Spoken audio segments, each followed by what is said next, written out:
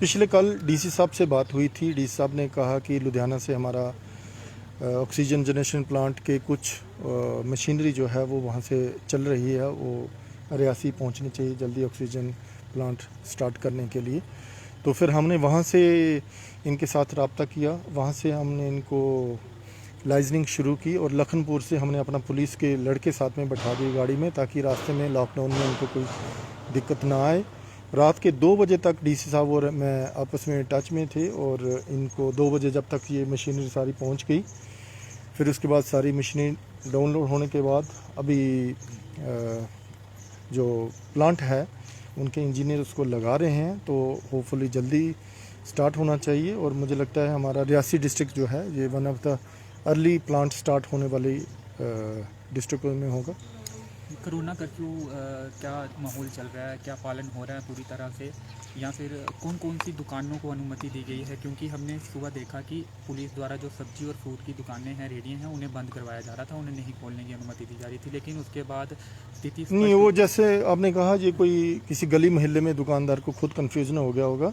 DC साहब का बिल्कुल कैटेगरिकली ऑर्डर है, सरकार की तरफ से भी है कि कौन कौन सी दुकानें खुली रहेंगी। उसमें शॉर्ट में मैं कैटेगरीज बताऊंगा कि सारी एसेंशियल्स जो लाइफ की हैं वो सारी खुली रहेंगी, चलती रहेंगी।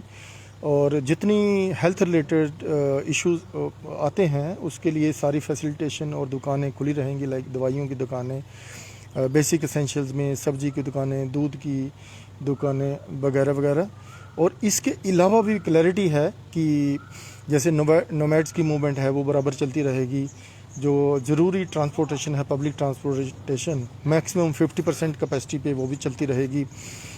और डेवलपमेंटल वर्क्स जो हैं उसमें भी चलती रहेगी। इसमें मैं वन पॉइंट कहूँगा कि ये एग्जैक्टली जैसे लॉ एंड ऑर्डर का कर्फ्यू है वैसा कर्फ्यू नहीं है। ये वो कर्फ्यू है कि जिसमें हमने स्प्रेड होने से, कोरोना से बचने के लिए सारे जो प्रोटोकॉल है उसको फॉलो करना है। और इसी कंसर्न में मैं जनरल पब्लिक को भी अपील करता हूं कि आपको एज एंड व्हेन जहां भी कोई ज़रूरत पड़ती है, सारी एडमिनिस्ट्रेशन आपके साथ है, पुलिस हमेशा आपके साथ है, आपको फैसिलिटेट करने के लिए साथ में है। लेकिन अननेसेसरली मूवमेंट करके कोरोना को स्प्रेड करने में फैसिलिटेट ना करें, अपने अपने घरों में बैठें। जिसको जो ज़रूरत है बेसिक मिनिमम मूवमेंट से और पूरा प्रोटोकॉल फॉलो करते हुए आप घर से बाहर निकलते हैं, बट अननेसेसरली कोई बाहर ना निकले। और उसके लिए हमने सख्त इंस्ट्रक्शन दिए हैं कि कोई भी फालतू बिना रीज़न के अगर कोई बाहर निकलता है उसको हम जो पहले चल रहा था फ़ाइन भी करेंगे, जो बिना प्रोटोकॉल के, मास्क के बिना जो बाहर निकलेंगे उनको फ़ाइन भी करेंगे, और प्रोटोकॉल जो है कोविड का उसको पूरा इन्फोर्स करने की कोशिश करेंगे।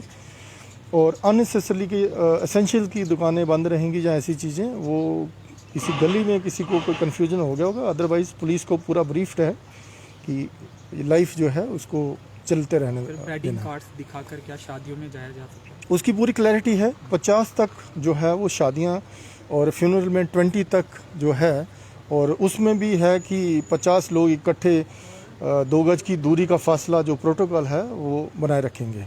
सर, अगर बात करें चाहे वो कोरोना कर्फ्यू 1 दिन का हो या 3 दिन का हो, हमें देखा कि जम्मू कश्मीर के जवान हैं जो रातों भर हमें सड़कों पर चला दिखते, तो कितना बड़ा चैलेंज रहता है कि लोगों को समझाने में और इन सबको डील करने में? देखो, आप भी सोसाइटी का हिस्सा हैं, मतलब जैसे आपका एक भाई पुलिस में होगा, आप जर्नलिस्ट हो, एक भाई दुकान करता होगा, तो ये चैलेंज तो बहुत बड़ा। और उससे भी बड़ा चैलेंज ये है कि हमें पुलिस वालों को बचाना भी है, अपने आप को बचाना भी है कोविड से, और दूसरों को रोकना भी है। तो चैलेंज डेफिनेटली बहुत बड़ा है। पब्लिक वाहन चल सकते हैं 50% कैपेसिटी? Yes, maximum 50% capacity. ये सारा जो डीसी साहब का ऑर्डर है ये हमने सर्कुलेट भी कर दिया है सोशल मीडिया में भी, कि जो कॉमन मैन है जिसको हॉस्पिटल पहुंचना होगा, जिसको किसी और इसी एसेंशियल मूवमेंट करनी होगी, तो उसके लिए ये परमिटेड है। सरकारी कर्मचारी जो है वो निजी वाहन लेकर कार्यालयों में जा सकते हैं? जी बिल्कुल बिल्कुल जा सकते हैं। जी, शुक्रिया सर। Thank you.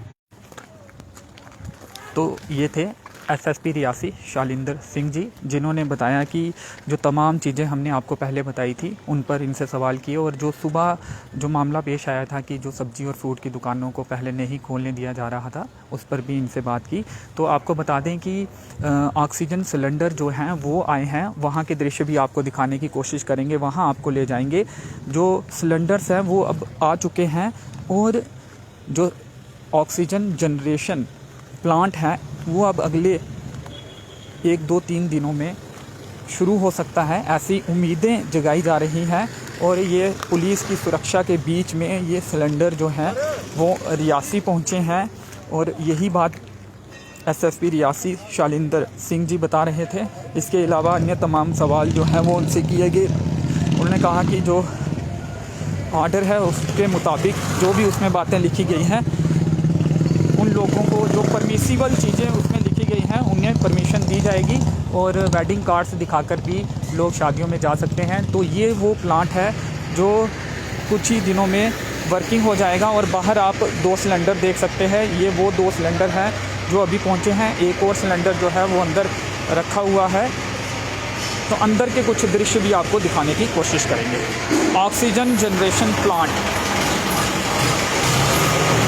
और यहाँ जो अंतिम चरण का काम है वो अब किया जा रहा है। क्रेन की मदद से ये ऑक्सीजन सिलेंडर जो हैं वो यहाँ पे रखे जा रहे हैं। जो भी इनका प्लेस है वहाँ पर वो रखे जा रहे हैं, और अगले कुछ दिनों में ऑक्सीजन जनरेशन प्लांट शुरू होने जा रहा है, जिसके बाद ऑक्सीजन की कमी है वो नहीं होगी, ऐसा दावा जो है वो स्वास्थ्य विभाग के अधिकारी कर रहे हैं। अभी आपको बताएं तो हालात काबू में हैं।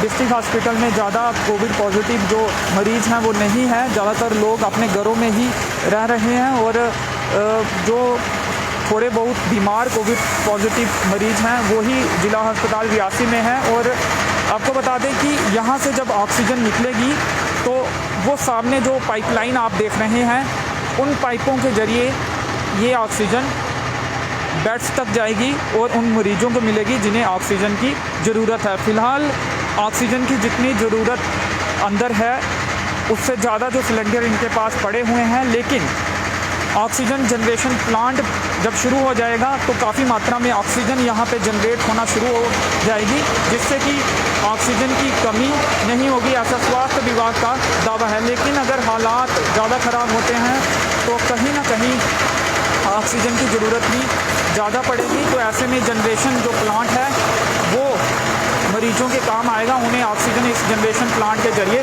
मिलेगी। तो एक सिलेंडर वो सामने आप देख सकते हैं वहाँ पे लगाया गया है।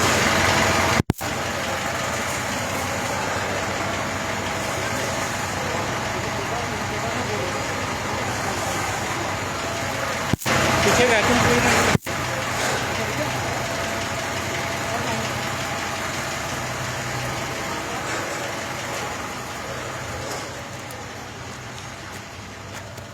तो 3 जो सिलेंडर हैं वो यहाँ पे पहुँचे हैं।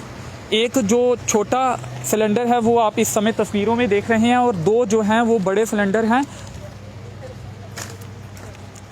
एक जनरेटर लाया, एक ट्रांसफार्मर लाया। तो ये जनरेटर और ट्रांसफार्मर यहाँ पे लगाया गया है। उम्मीद यही की जा रही है कि अगले कुछ दिनों में ऑक्सीजन जनरेशन प्लांट जो है वो शुरू हो जाएगा, जिससे कि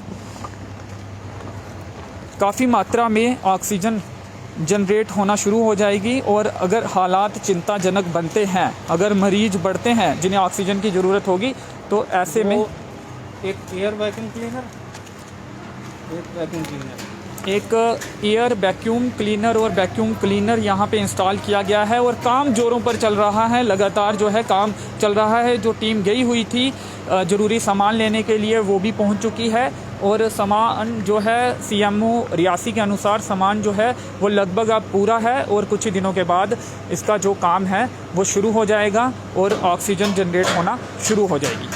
तो आइए सीएमओ रियासी से भी बात करने की कोशिश करेंगे।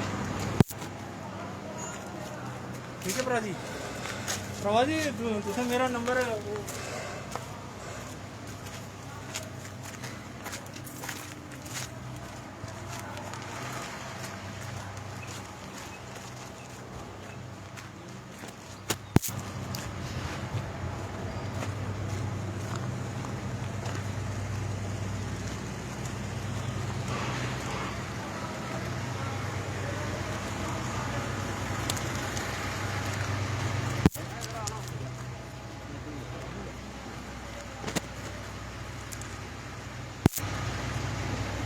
तो सीएमओ रियासी जो हैं वो इस समय ज़िला अस्पताल से निकल चुके हैं। उनसे बात करने की हमने हालांकि कोशिश करनी थी, लेकिन वो जैसे जब हम आपको ये ऑक्सीजन प्लांट, जनरेशन प्लांट बता रहे थे, वो यहाँ से निकल चुके हैं।